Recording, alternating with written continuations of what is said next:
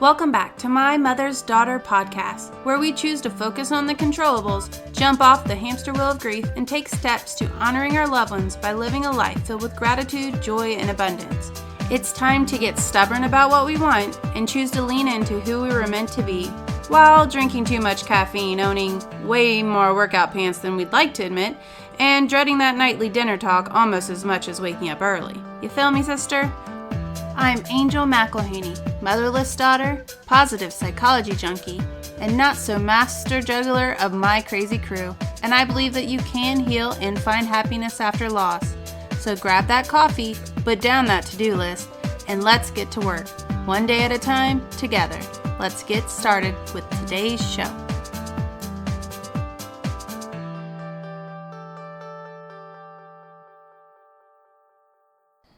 Hey guys, welcome back, and today we're going to be talking about how to be a mom without a mom. And this is a subject that sounds kind of sad, and it is, but it's also very joyful. It really talks about the extremes that comes in with motherhood, even the active labor. I mean, you have all this pain, but then you also have all this joy of having the baby as you're growing into that new identity of being a mother. And so I have some exciting news for you guys. And no, I'm not having another baby. 4 is plenty for me. But my sister, Emily, my baby sister, I'm 9 years older than her. Her and Derek have had a precious little baby boy. His name is Elijah Ray, and he's so cute. So I just kind of had it on my heart to kind of share some tips, especially also we're coming off of Christmas and the holidays and all that, so there's always going to be these big events that when you've lost a parent, when your mom's not there, that you will just feel that absence much larger than on a day-to-day. Alright, so by the end of this, you are going to have 7 tactical steps. I actually made it a mnemonic device, so PRESENT.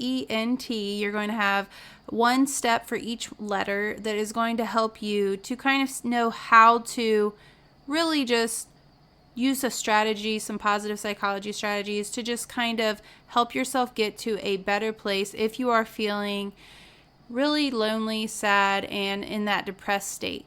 I actually heard something today that was really interesting, and I think that we could do better. So as a society, we focus so much on the negative, which I have definitely mentioned before, but even in research, there's so much research that is all about depression and really just not that much that is about happiness. And that's really what all positive psychology is about. It's really about studying with the scientific method, figuring out how people are happy, optimism, positive, teachings and techniques and that sort of thing. And so I love that it's flipping that on its head, and it's really emphasizing that little piece of choice, habit, or things that you can do to help make yourself happier, or in effect more joyful. Alright, so the first one is P for present, and I would like you to condition yourself to be more present, and I am working on this myself a lot, and this would entail putting your phone down, learning to meditate. I know that one of my mentors, Stephanie's Gass, if you don't watch her show, you should. She is the Mompreneur Mastermind show on iTunes. And what she does is she actually deletes her social media on Friday, and she doesn't put it back on there until Sunday. And I think that's genius. It's something that I'm definitely wanting to implement. I think it's a great idea. I know other people, they will take it off their phone so that they have to go to a desktop, which I don't know about you, but I rarely do that. So that would be a definitely great opportunity to monitor that. Another thing you can do to be more present is to learn how to meditate.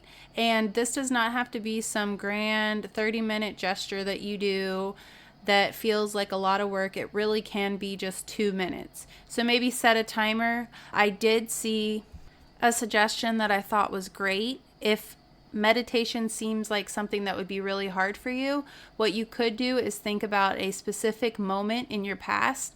And I think this would be especially helpful for those of us who have lost a mother, because you can kind of recall a good memory, and this can make it to where you can almost relive that memory.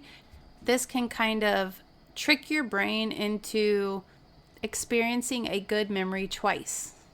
Which, as someone who is in short of memories with my mom, I think that is invaluable. And honestly, where I am ADD, I think that having to focus on one thing is going to be much more attainable than trying to clear my mind completely. But if you're able to do that, I think that definitely will add value too. All right, so that is our P for present. All right, so the next thing I have for you is R, and I could not decide, so I actually have two words for R.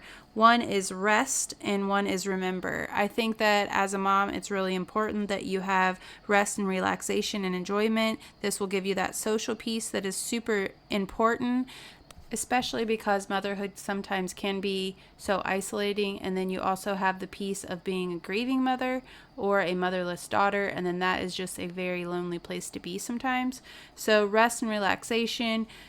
And then the other word that I had there for R, because I just could not decide because they're both so important, is remember. So for this, I have the suggestion to speak her name. And I know this is going to be hard for you, but I think that it's really important. It will take practice, and the more you say it, have pictures around and just make them part of your conversation. So especially with my 5-year-old, sometimes this can be kind of tear-jerking. Even just today, we were on our way to Target, and we were talking about how I told him today's Elvis's birthday, and I actually put some Elvis on Spotify, and I told him how Elvis was my mom's favorite singer. And this dialogue made it to where he knows that he can speak about her too, which I think is super important. Now, on the flip side of that, I don't know how we got on the subject of Elvis Presley not being alive anymore, but then he did express a fear or a concern that I might not be around sometime like my mom isn't, which I thought was a very complex and very big thing for a 5-year-old to say, but at least that also opened the dialogue to where we can talk about it and to where he can get some comfort for that rather than keeping that all inside. All right, so now we're to E, and so E is Enneagram, and I know that I keep talking about the Enneagram, and I promise I will have an episode on it very soon. But in short, the Enneagram is a system of personality types. It's kind of the shape of a 9-sided geometric figure, if you want to picture that. And it's really going to help you to know psychological motivations or desires that influence your emotions, behaviors, and your attitude. And really it just helps you to be more aware of how you react to different things so that you can really kind of have control. And especially as a mom, I think it's important that you know or pay attention to how your personality types responds to stress. Do you turn into a Medusa mama in anger? Do you get super sad and cry? What do you do? Do you withdraw?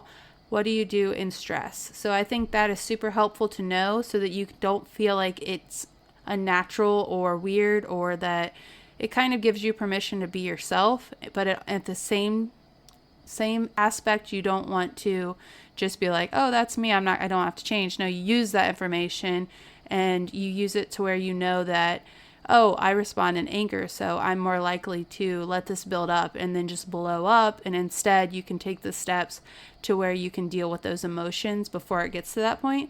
So it's super important, I think, not important so much as helpful to know what your Enneagram personality traits are. And I will do a podcast on that soon. I'm hoping to get an expert to kind of explain even more clearly for you guys. But if not, I totally will tell you because I'm obsessed about it and been reading about it so much. All right, and then next is S. So I have that down as smile. And I want you to think of, when you think of smile, joyful. And I want you to think of joyful because it is internal work. It's really the attitude that defies the circumstances. Whereas if you think of happiness, it's more of a feeling, or things outside of you can kind of affect that. Whereas joy is something that's internal. So I want you to kind of see your kids and try to be joyful, dance in the kitchen, sing in the car. Those little things that help to really, honestly, even science-wise, like release some endorphins and serotonin and things in your brain and lights up that reward center. And honestly, I think this goes really well with being present. So laughing, telling jokes, dancing, singing, these joyful acts that make your kids smile, your kids making you smile, this is going to help you to be more present too, and to be more grateful. All right, so next up is evolve, and I picked this because when I went into my mom's office after she passed away, she had her written words on a little piece of paper taped to her monitor, and it said, God loves you just the way you are, but he loves you too much to let you stay there. You are meant to grow. You are meant to overcome hard things. You are meant to do great things. You have these gifts, these talents, and so it's just kind of a reminder that you are meant to evolve, especially with parenthood. I feel like there are these different seasons, and through that you are learning so much and you're becoming really forever changed. All right, so the next one I have is N for network. And I have this because it is proven that if you are missing that social piece, you will not feel as happy or joyful. And I want all of you mamas to have that in your life. So it's really important for you to look at the calendar and plan some time away, some time with your girls, or maybe even your other people in your life that can give you kind of that mom feel. And I'm not saying that you try to replace your mom, but I am just saying that there is someone, whether that is like a stepmom or a mother-in-law or a friend or a best friend's mom or some other figure that you can go to ask those questions that you might want to go ask to your mom, but they're not here. Maybe that is a big sister or a little sister, or maybe that could be an aunt, or even Facebook groups. Those are huge in support. I know that when I lost my mom, I was in several of those groups, and you really do have that support with each other. Someone who knows what you're going through can be so crucial to getting you through kind of the valley. So like if you are walking around this hole that is grief and you fall in there, that can be something that can help you to get back up. And even from a psychology point of view, the sense of belonging aspect of that is really crucial too. So it's really important that you have a community, that you have kind of a village.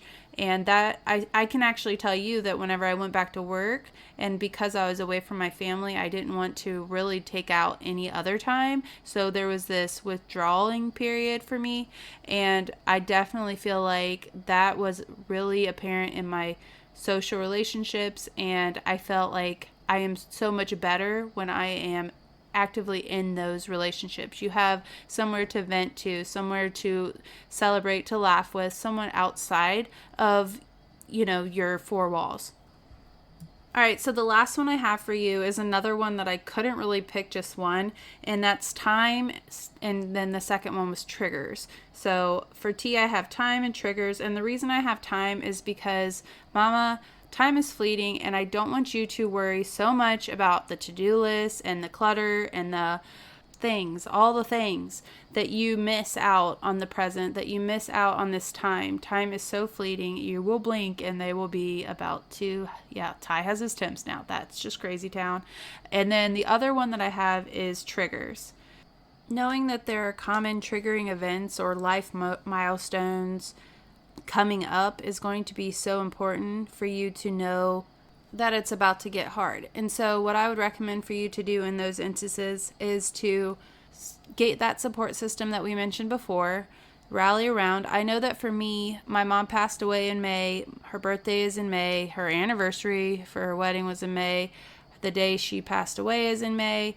So much is in May that I used to call it the dreaded May. But I will say this, is that because I knew May was going to be so hard, that's usually when I crush it with my health goals, because I'm trying to so focus on getting healthy because that was so important for her. And I'm also doing it with a lot of other people usually because she was such a helpful person and that was such a big part of her. So if you are able to do something that kind of carries a part of your mother with you, then that will be huge as you are a mom yourself. So I definitely think that knowing those triggers is going to be a really important piece.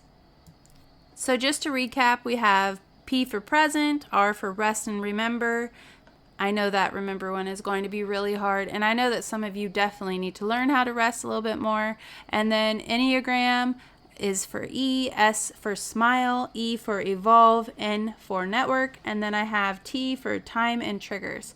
So I hope this was helpful for you, and I just want to remind you guys that you are strong and you are capable, you are joyful and you are present. You are a blessing to those around you, and you're talented and amazing, and you are your mother's daughter, so you can do all the hard stuff that life throws at you.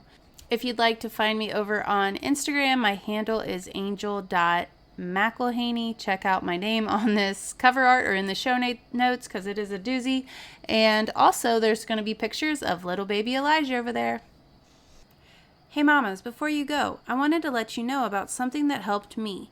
So I started taking CBD after having Thea, and it helped me so much. To understand how it really works, you should really become familiar with the endocannabinoid system. It is a complex network of receptors, mostly found in the brain and immune system, but it helps with a lot of important functions. So it helps you to regulate your sleep, your relaxation, inflammatory responses. So it really does a lot. The endocannabinoid system also regulates cognitive ability and clear thinking. So for me, it was helping me sleep. It was helping me to really just feel more balanced. If this is something that you think would help you too, just go to bit.ly/angelcbd. So that's bit.ly/angelcbd. I'll put it in the show notes too, and you can shoot me a DM if you need any help. If this helped you or added value in any way, make sure you stop by and add a review or shoot me a DM. I love to hear your stories. You can also screenshot the review and then share it in your Instagram stories and tag me, and I'll reshare it too. Can't wait to see how it's helping you, and remember, just take it one day at a time together.